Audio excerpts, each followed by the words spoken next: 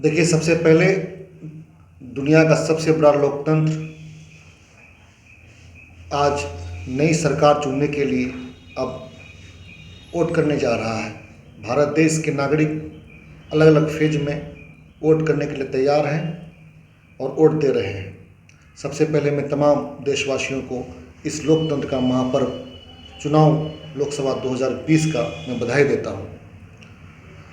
जहाँ तक आपका सवाल है कि चाहे कोई भी नेता हो, वो चुनाव जीतने के बाद लोकसभा पहुँचते हैं या विधानसभा पहुँचते हैं, लेकिन जो मुद्दा है आज जैसा आप देख रहे हैं, जो हमारे सीमांचल में देख लीजिए, कटिहार में देख लीजिए, चुनावों का जो असल मुद्दा है, जो जनहित का मुद्दा है, जो सरजमीन का मुद्दा है, उस पर नेता लोग आकर के वोट नहीं मांग रहे हैं। एक तरफ नफरत और मोहब्बत की बात हो रही है, दूसरी तरफ लोकतंत्र बचाने की, संविधान बचाने की बात हो रही है। एक तरफ हिंदुस्तान और पाकिस्तान की बात हो रही है। कि हमारा मुद्दा नहीं है, जो जमीनी मुद्दा है हमारा, जो असल जमीन से जुड़ा हुआ मुद्दा है कि हमारे सीमांचल में, आज हमारा सीमांचल का इलाका है, यह पूरा इलाका आज नीति आयोग के रिपोर्ट के मुताबिक हिंदुस्तान का सबसे पिछड़ा हुआ इलाका है।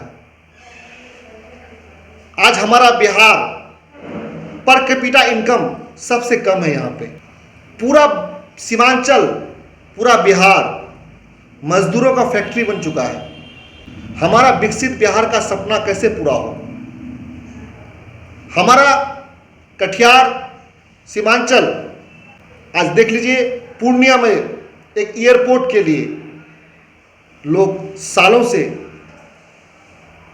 मांग कर रहे हैं सरकार से, लेकिन आज उस मुद्दे की कोई बात नहीं हो रही है। आज हमारा सीमांचल इलाका, हजारों लोग दिल्ली में जाकर के, मुंबई में, महाराष्ट्र में,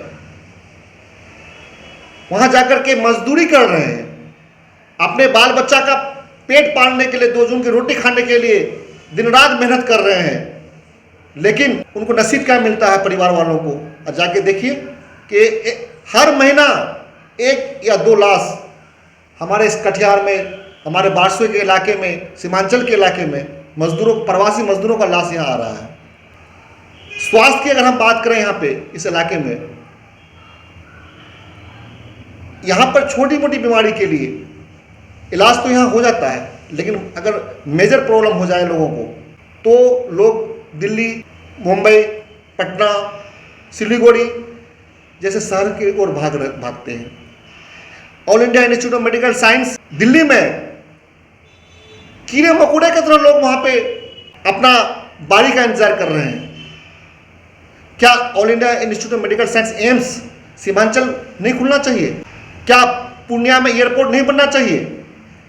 क्या सीमांचल में लॉ यूनिवर्सिटी नहीं खुलना चाहिए? क्या हमारे सीमांचल में फैक्ट्री है, उद्योग धंधे ये नहीं लगने चाहिए? क्या सीमांचल के लोगों को बाढ़ से निजात नहीं मिलनी चाहिए? क्या नदी कटाव से निजात नहीं मिलनी चाहिए? ये सारा जो मुद्दे हैं हमारे, जो बेसिक मुद्दे हैं, आज उन पर वोटिंग का पैटर्न ही नहीं है।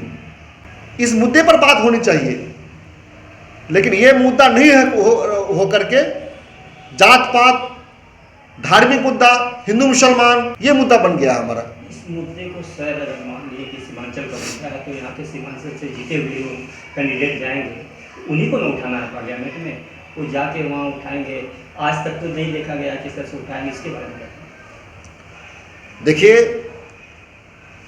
प्रॉब्लम यह है कि जो चुनाव का नैरेटिव है, जो जनहित के लिए नैरेटिव होना चाहिए, मुद्दा रोजगार का, महिला सुरक्षा का, शिक्षा का, स्वास्थ्य का, बेरोजगारी हटाने का, वो मुद्दा हमारे चुनाव नैरेटिव में नहीं है। चाहे कोई भी दल हो, चाहे वो भाजपा हो, चाहे जदयू हो, चाहे वो कांग्रेस हो, चाहे और कोई अन्य पार्टियां हो, कोई भी दल हो, ये मुद्दे की बात कम हो रही है। मुद्दा हमारा महंगाई, बेरोजगारी हटाना, हमारा इलाके में अस्पताल कैसे बने, रोजगार कैसे आए, इस पर बात होनी चाहिए ना। अभी तो सर 2 ही पार्टी है, और तीसरा अगर कोई मुद्दा लेके उठना चाह रहा है कि हम लोकतंत्र है, आगे बढ़े और इस तरह से, तो इसमें अभी तो 2 ही पार्टी है। 2 पार्टी पूरा इंडिया का विजन लेके चल रही है, लेकिन लोकल विजन लेके चलने वाला लोकल बंदा होना चाहिए। उसके बारे में सर आपको क्या राय है? आज आप देखिए कि जो जमीन से जुड़ा हुआ नेता है, जो 24/7 जनता के साथ खड़ा रहने वाला लीडर है, उनको आप टिकट नहीं दे रहे हैं। अगर इंडिया गठबंधन हो या एनडीए गठबंधन हो, अगर जनहित से जुड़ा हुआ लीडर्स को, जिन्होंने काम किया है, जिसको जनता चाह रही है, जो रात दिन खून पसीना बहा जनता के हित के लिए, अगर उनको आप टिकट नहीं देंगे तो क्या जनता का अधिकार नहीं है कि दोनों पार्टी को दरकिनार करके वो किसी भी निर्दलीय को जिताए? बिल्कुल, ये जनता का लोकतांत्रिक अधिकार है कि अगर आपका दोनों गठबंधन में से अगर आपको पसंद नहीं आ रहा है तो आप तीसरे को चुने, बिल्कुल चुन सकता है। वो जनता के हित में है, लोकतंत्र में मालिक जनता है और फैसला जनता ही करेगी। तो क्या सर ये माना जाएगा कि मतलब अब जो इस चुनाव के बाद तो नेता चुने जाएंगे, जो छोटी छोटी समस्या है, जिन समस्याओं को देखने वाले कोई नहीं है, क्या अब वो नेता उन समस्या को देखना चाहिए? देखिए, अभी तो लोकसभा का चुनाव हो रहा है और ये चुनाव देश के लिए है। एक तरफ संविधान बचाने, लोकतंत्र को बचाने, नफरत को मिटाने, अमन भाईचारा प्यार हमारे देश में कायम हो, संविधान कैसे मजबूत हो, हमारा अमन चैन भाईचारा कैसे कायम रहे, इसको लेकर के लोग वोट करेंगे। जहाँ तक क्षेत्रीय मुद्दा का सवाल है, जहाँ तक लोकल मुद्दा का सवाल है, अभी 2025 में विधानसभा का चुनाव होने वाला है और ये क्षेत्रीय मुद्दा विधानसभा चुनाव में बहुत ही ज्वलंत मुद्दा बनेगा। लेकिन हमारे लोकसभा चुनाव में जो भी सांसद बने, मैं शुभकामना देता हूं, जो भी जीते, चाहे किसी भी गठबंधन के हो, इंडिया गठबंधन के हो, एनडीए गठबंधन के, जो भी हमारे सांसद महोदय जीतेंगे, मैं जीत की सभी को अग्रिम बधाई देता हूं। पूरे देश के सांसदों को,